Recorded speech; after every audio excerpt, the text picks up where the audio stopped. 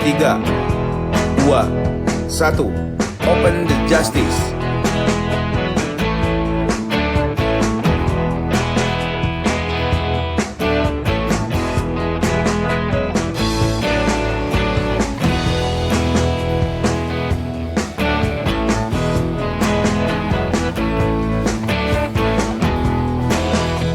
Keadilan, kebenaran, kebebasan, itulah pangkal dari kebahagiaan.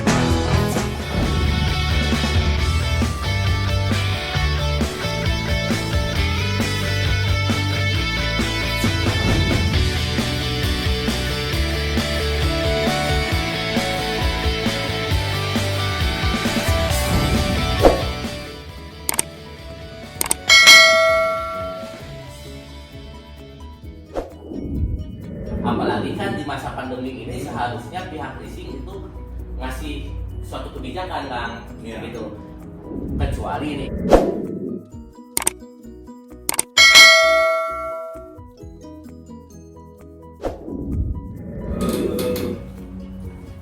Hari ini di kesempatan bersama WM Advokat Podcast bersama Bro Indra, dengan adanya COVID-19, ya social distancing Kang. Protokol kesehatan Kang. ya dalam artian kebetulan saya di ruangan ini sebelumnya udah pakai Hand sanitizer. sudah dari rumah pakai masker. Tempat ini sudah memenuhi aspek itu, udah aman kan untuk buka masker. Minum dulu ya Kang ya. Salah. Sorry. Aduh ya, jadi itu memang protokol wajib menggunakan masker. Nah, jadi kembali dengan advokat milenial yang cukup terkenal, Bro Indra. Bukan juga. Advokat milenial, muda, cerdas dan pintar, gitu kan. Nah, hari ini ya kita ada hal yang mau kita diskusikan Ya. terkait dengan apa yang mau dibahas adalah dengan pandemi ini banyak hal yang berhubungan dengan permasalahan leasing. Ya. Nah, Bapak tahu leasing? Ya, tahu. Pak Bro? Ya, tahu. Tahu, Sebagai lembaga pembiayaan ya. Ya. Ah, Nah, dengan pandemi ini, dengan perputaran perekonomian yang menurun, perputaran keuangan menurun, banyak mengakibatkan debitur atau pemilik kendaraan baik motor ataupun mobil punya permasalahan, gagal bayar. Ya. Nah, mungkin hari ini Bro, saya ingin bahas aspek umum deh, bukan aspek hukum. Biar apa? Biar santai. Oke. Berarti gini Kang, saya ngejelasinnya dengan bahasa-bahasa yang umum aja ya. Gitu biar lebih gampang dicerna sama Akan dan teteh ya. Kang Bro jeung tesis.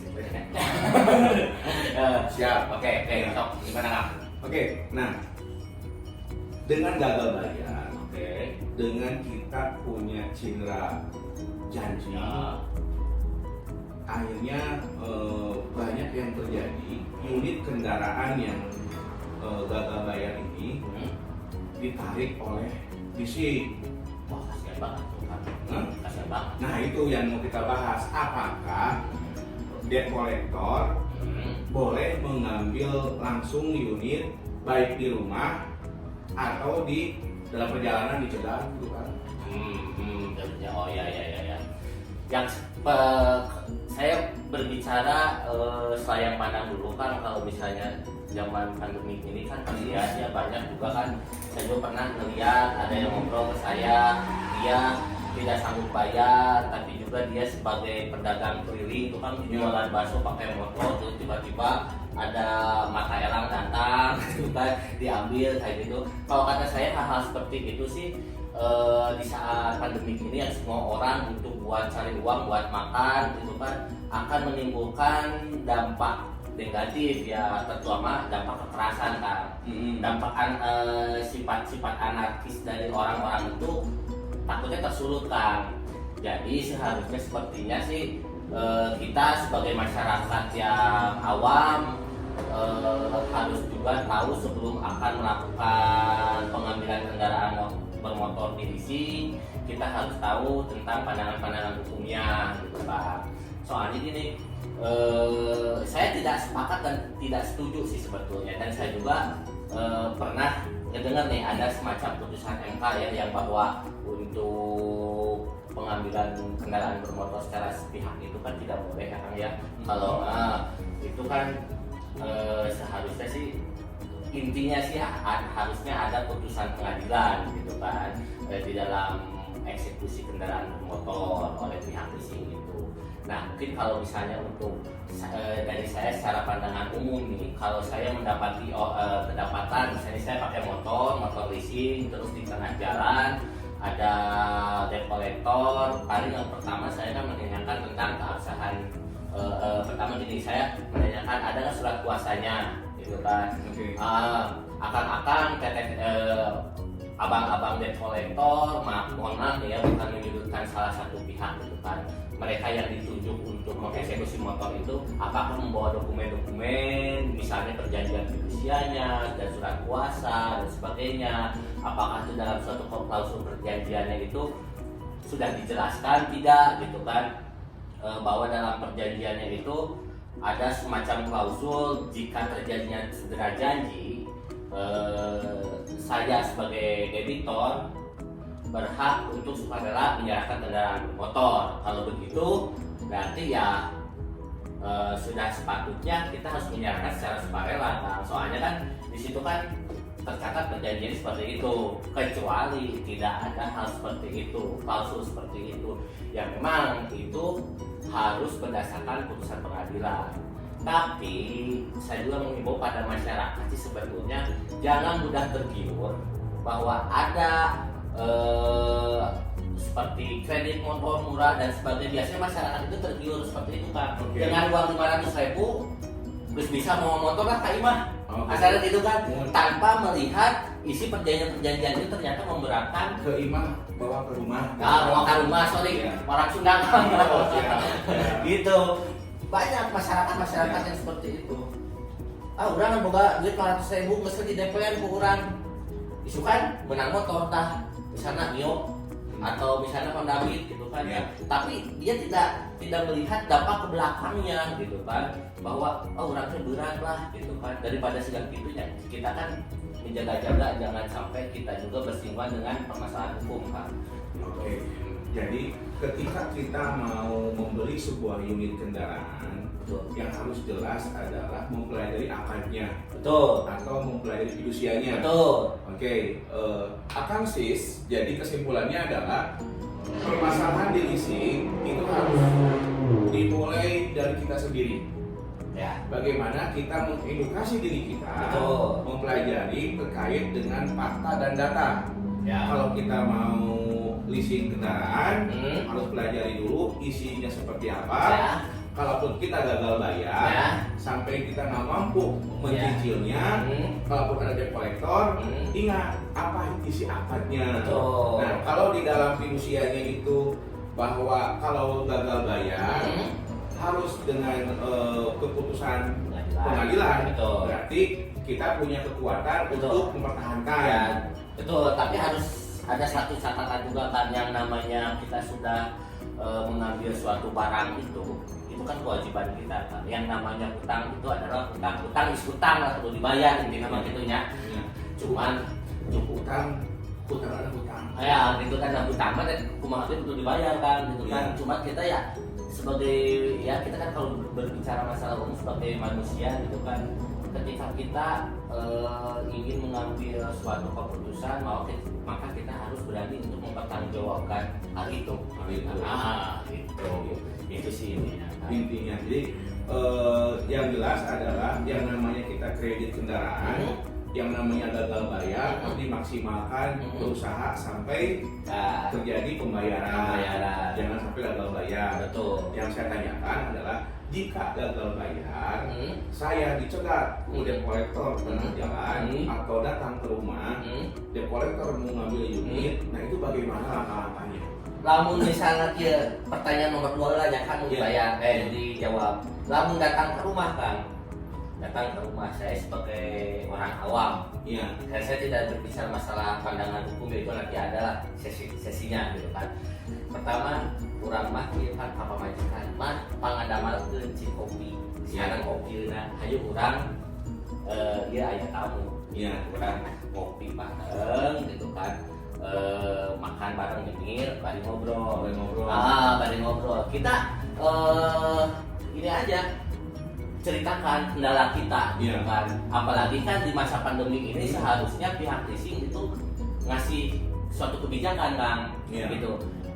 Kecuali nih Kang, saya garis bawahi, dia kredit mobil mewah. Nah, kalau bagi saya kredit mobil mewah cokot lah gitu.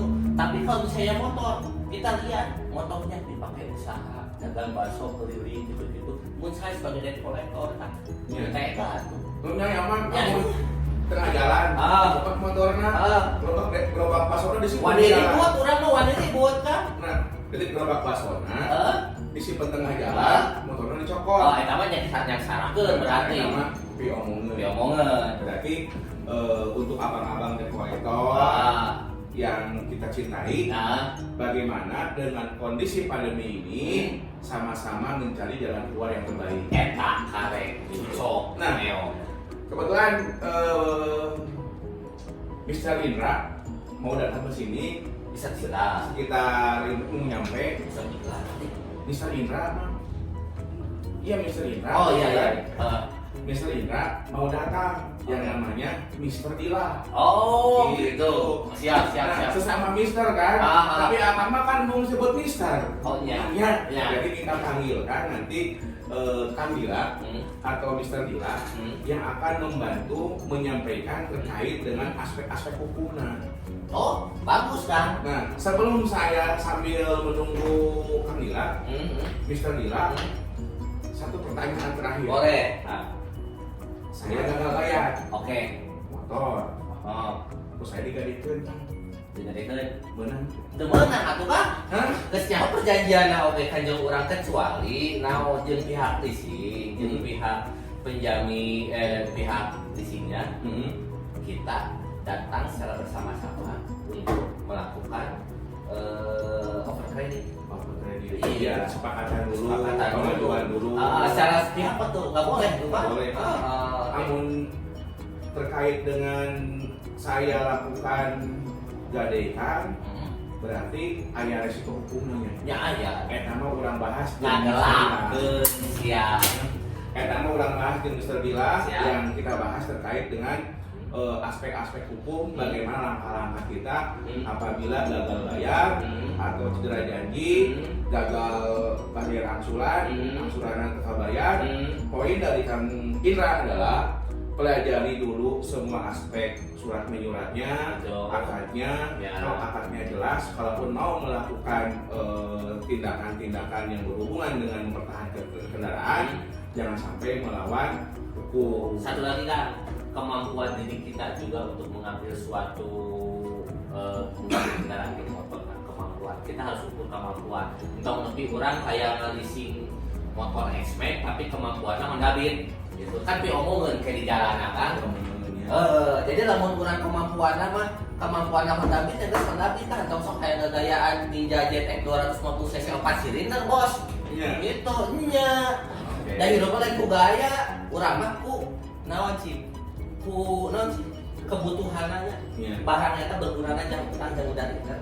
Gitu. Jadi poinnya adalah ketika kita mau leasing diawali dengan sesuai kemampuan. Ya. Namun orang geus beunghar, coba duit disesuaikan. Ya. Kesah gitu mah.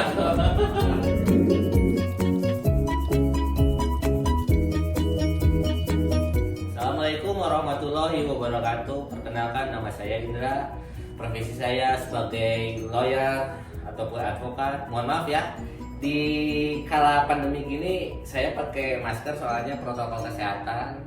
So jangan lupa stay safe, stay healthy, and social distancing. Oke?